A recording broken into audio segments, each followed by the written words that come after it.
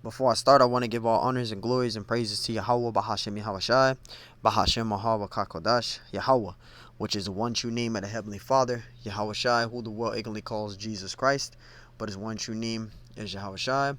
Double honors to the elders and apostles of Great Millstone, because those are the men who I learned this truth from through the spirit and power of Yahweh Bashim Ashai. Peace, blessings, salutations to the hopeful elect, and shalom to you, sincere brothers scattered abroad, pushing forth this word in truth and sincerity. I am the brother Mashiach Arazakah from the Servants of Yahweh Yahweh Shai Camp, Las Vegas, Nevada branch, and pretty much this is going into Revelation 17, and Lord willing, this lesson is edifying. So we're going to break down verse 11 all the way down in this lesson, and Lord willing, this lesson is edifying. This is Revelation 17 and 11. It says, "And the beast that was and is not, which is America." All right, and it says, even he is the eighth and is of the seventh and goeth into perdition, because America is the eighth head that comes out of the seventh. All right, and we're going to prove that, which goes into Daniel 7 and 8.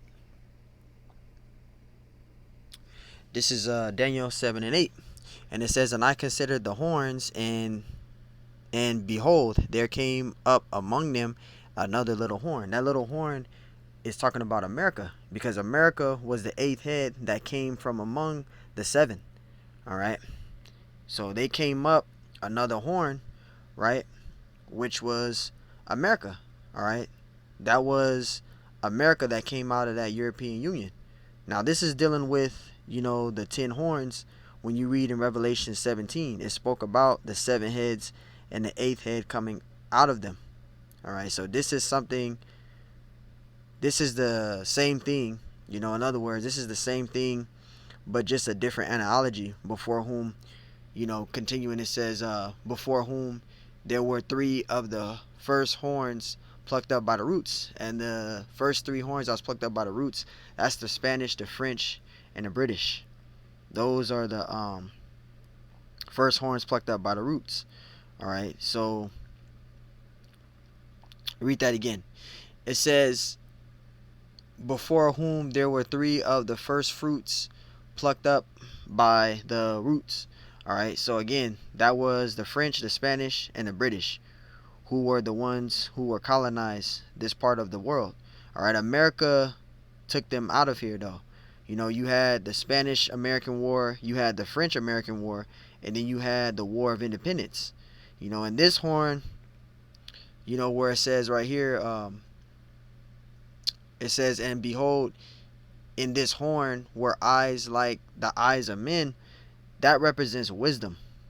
And it says, "And the mouth speaking great things." All right, this mouth speaking great things is blasphemy of Esau and his military might, because that's Esau for you. They brag about how strong their military is. So that's pretty much what that's going into. Revelation 17, and going back to verse 11, and it says, "And goeth into perdition." All right, so the moment America comes into power is the moment she started dying, pretty much. This is Revelations 17 and 12, and it says, "And the 10 horns," it says, "And the 10 horns which thou sawest are 10 kings," right? It says, "And the 10 horns which thou sawest are 10 kings." All right, it was 10 empires that were going to rise up. That's what those 10 kings is representing. It says, "Which have received no kingdom as yet, but receive power as kings our with the beast." All right, so that was going to be ruled by 10 kings. All right, a king doesn't necessarily represent an actual king. It represents a leader, because all these different nations, they have leaders over them. Let's read it again. It says, "But will receive power as king 1 hour with the beast." That was a representation of when they came into power. Verse 13, and it says, verse 13, it says, "These have one mind." It says these have one mind, because they're pushing what? The New World Order. And it says, "And shall give power and strength unto the beasts." All right, because eventually, they're gonna all, come together as one, pretty much. They're gonna put all these different differences aside, and they're going to focus on the main problem, which is America. Verse 14.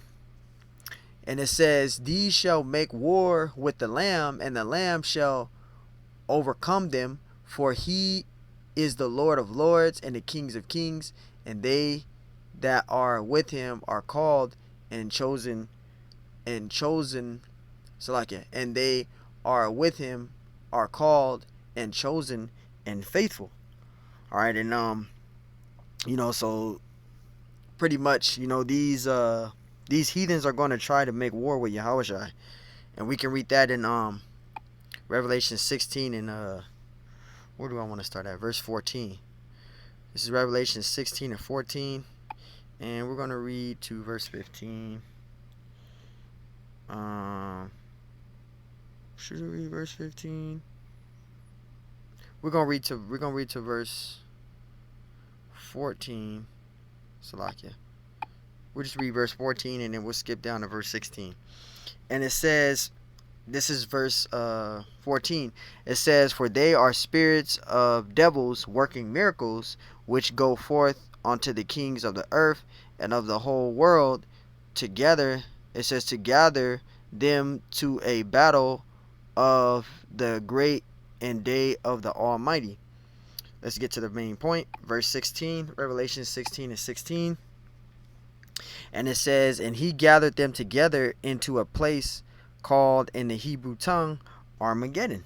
All right, so Esau calls it World War III, but in the Hebrew, it's called Armageddon, the final war. Let's go back to Revelation 17, and I left off at verse 15. Revelation 17:15, and it says, and he saith unto me, the waters which thou sawest, right? The waters which thou sawest. It says, and he saith unto me, the waters which thou sawest, where the whore sitteth, are peoples and multitudes and nations and tongues. So, let's go down to the next verse. I'm going to break it down. So, go down to the next verse. I'm going to break it down. I was going to break it down there, but we go to verse 16. It says, and the 10 horns which thou sawest upon the beast, these shall hate the whore, and shall make her desolate and naked, and shall eat her flesh, and burn her with fire. So, these shall pretty much, hate the whore. Why? Because they puff at these nations, even their own allies. But the allies are going to turn against the this whore, man. All right, it's going to turn against this whore. And you think about it, when you go to Jeremiah 50 and 3, it goes into that, both man nor beast, right? That's going into, America and his allies, turning against her. So reading it again, this is verse, I want to read it again, verse 16. This is Revelation 17:16. And the 10 horns which thou sawest upon the beast, these shall hate the whore, and shall make her desolate and naked, and shall eat her flesh, and burn her with fire. So, pretty much, they're going to be shooting their missiles at America. In other words, man, China, Russia, and these different nations, that are allies with Russia and China, that's going to shoot their missiles. But the Lord, he's going to put it in, their minds to do this. All right, because the scriptures even say, men's goings are of the Lord. So the Lord is going to put, this type of fulfillment on these nations' minds. The Lord is going to put the Spirit on them to do this. It says, for the Most High hath put their hearts to fulfill his will, and to agree, and to give their kingdom unto the beast, until the words of Yahweh Bashimashai shall be fulfilled. So this is the ultimate, for the words of the Most High to be fulfilled. All right. Verse 18, it says, and the woman which thou sawest, it says, and the woman which thou sawest is the great city, which reign over the kings of the earth. All right. So this is the great whore that sitteth upon all the people, is that great city. All right. And which reign over the kings of the earth. All right, this is talking about America. Okay. So, hey, Lord willing, this lesson is edifying. I want to give all honors and glories and praises to Yahweh, Bahashim Yahushai, Bahashim Yahweh Kakodash. And Lord willing, this lesson was edifying. Till the next time I say, Shalom.